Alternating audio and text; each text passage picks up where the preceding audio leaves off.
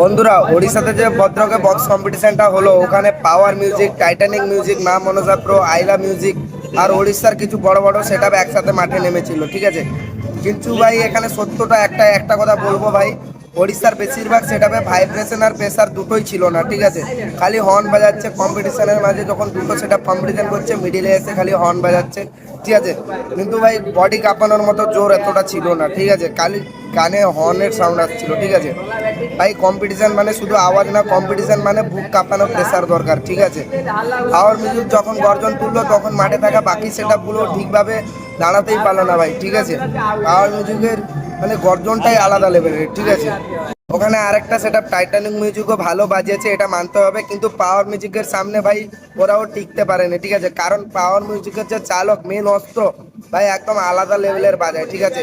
কখন চাপ দিতে হবে, কখন চাপ মানে কখন নামাতে হবে, এই টাইমিংটা পাওয়ার মিউজিকের চালকের থেকে আর কেউ ভালো জানে না, ঠিক আছে।